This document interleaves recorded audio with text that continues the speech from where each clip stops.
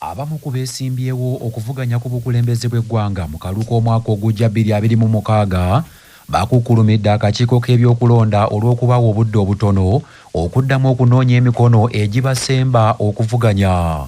Omusasi waffe Lubega Mudashiru Kyewalyanga yalina ebisingawo.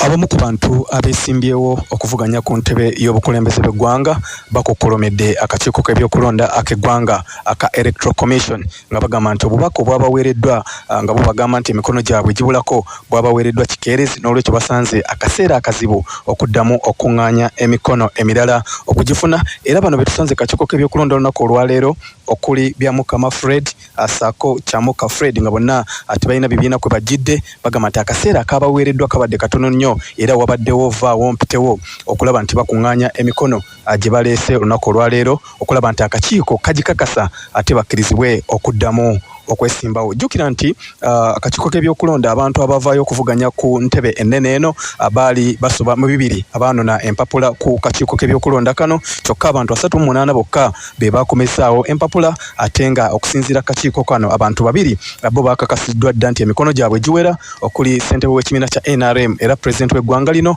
General Yoweri Kaguta Tibuhaura Museveni era ono agenda kusunsulwamu olunaku olw'enkya mu butongole ate oluvannyuma akole sinkane abawagizi be ku kisaawe Kololo. Nathan Nandalamafabi munnakibiina kya AFDC akakiiko naye kamukakasizza era nga naye essaawa yonna agenda kubanga asunsuka olwalise okulaba leero kiiko nti akakasa kagikadde bakkiriza ate okuddibwe okamu bawo jjo kwesimbi kira nti akakiiko abantu byokulonda y'okuvuga abava ku nteganya ku neeno mutusonyiwe mukaawo. Ebyo nga biri bityo ekibiina kya Justice Forum Jema kyesamudde ebyokuteesa ne gavumenti okukyusa obuyinza bw'eggwanga. Waliwo akatambi akasaasaanidde emikutu emitimbagano nga minisita wa ssemateeka n'obwenkanya Norbert Mao ategeeza nti Jema y'emu ku bibiina ebyetegefu okuteesa ne Pulezidenti Yoweri Kaguta Museveni tibwabulwa okukyusa obuyinza. Omwogezi wa Justice Forum Jema Dr. Swaibu Kagwansereko ategeezezza nti nga Jema tebalina nteekateeka yonna ey'okwogera ne Pulezidenti Yoweri Kaguta Museveni okukyusa obuyinza bw'eggwanga. Twagala okutwala omukisa guno nga Jema okutegeeza eggwanga nti ng'ekibiina Jema n'omukulembeze waakyo Asumani Basalirwa tewannabaawo nteekateeka era tewagenda kubaawo nteekateeka yonna gye twetabamu ng'eteesa ku ky'obuyinza bwe busobola okukyuka mu Uganda. Enteekateeka eyo ng'eyawukana n'ebyo ebiri mu constitution y'eggwanga. Dr. Swaibu Kagwansereko agasseeko nti Jema si yakuteesa na muntu yenna wabula baakugoberera amakubo agalambikiddwa mu mateeka okukwata obuyinza. N'olwekyo twagala okuvumirira ebikolwa byonna ebigenderera okuba nti bikyusa obukulembeze nga biyitira mu makubo agali ebweru wa ssemateeka w'eggwanga gyeyite constitution ya Uganda eya 1995. Twagala okubira omulanga bannayuganda mwenna nti buvunaanyizibwa bwammwe okubanga mubanja obwerufu n'okuba n'embalirira mu ngeri eggwanga gye likulemberwamu. Akakiiko k'ebyokulonda mu disitulikiti y'e Wakiso kataamidde ebibiina by'obufuzi ebirwanira kaadi era ne kalabula abaagala okwesimbawo ku bifo eby'enjawulo okukomyanga obutagoberera amateeka. Akakiiko kagamba nti kino kiviiriddeko emirimu obutatambula bulungi. Akulira ebyokulonda e Wakiso Tolobert Musinguzi ategeeza bannamawulire nti balina emisango egisoba mu 5 ng'abantu bakozesa ebiwandiiko ne sitampu enfu. Bw'ato kwe kusaba bakulira ebibiina eby'enjawulo okugonjoolanga enkaayana ng'abantu abo tebannagenda kwewandiisa.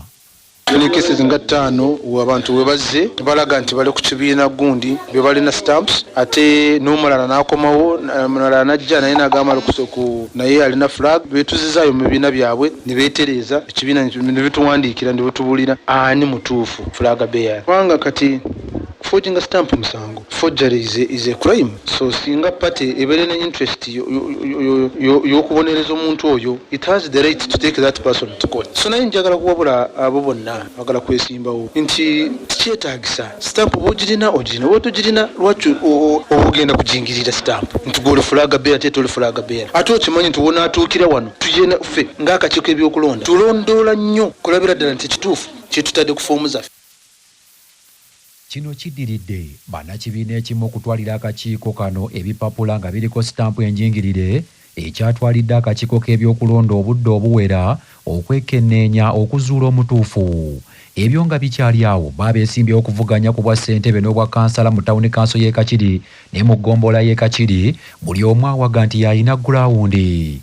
Mu ggombolola y'e Kakiri abeesimbyewo ku bwa ssentebe kuliko Kamya Richard Munanuupu, Sali Samuel Wakaalo wa NRM ne Sendegeya Ben azze obwa Namunegina nga buli omu awera nti obuwanguzi bumulimu 5. Abatuuze mu muluka gw'ekifampa mu ggombolola y'ekifampa mu disitulikiti y'e Gomba balabye Katemba taata be bamusuulidde omulambo gw'omwana ow'emyaka 17 agambibwa nti yamuzaala ebbali w'obufumbo ekiviiriddeko taata w'omugenzi ono okusibira abakungubazi ebweru ng'agamba nti omwana si wuwe bamutwale wa kitaawe. Omusasu waffe Patrick Serugo abaddewo.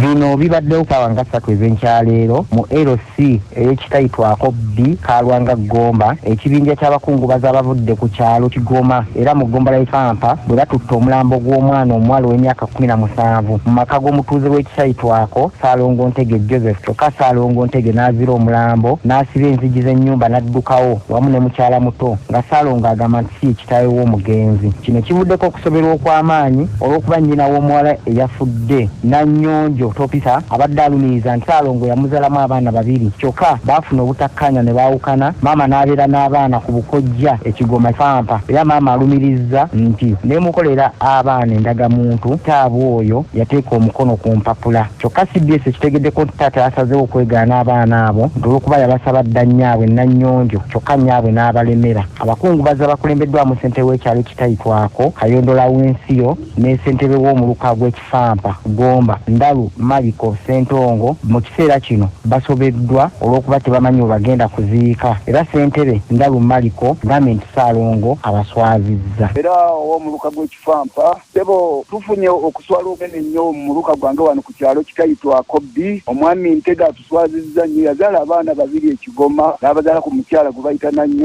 Nannyonjo n'azaalayo abaana 2 omu n'afa wa myaka 17 naye tugezaako mukubira amasimu yadduse ewaka tutuuseewo nga tulese maiti n'ewaka yadduse era bwe tuwogerera tuli mu maka ge enju nsibe omulambo guli awo ku lubalaza naye atuswazizza nnyo kubanga yandibadde Ntege Saalongo gyali wonna atukoze bubi yandibadde tasobola kutuddukako atulekera abaana be ate nga ye yennyini yabazaalayo. Tusuubira abantu b'omu Buganda abasinga bamanye kibayita omwana n'ennono n'obuwangwa omuntu aziikibwa waabwe naye ye Ntege bw'atyo bw'atudduseeko nakati tumunoonya tusobole okuziika omwana we akyatubuze.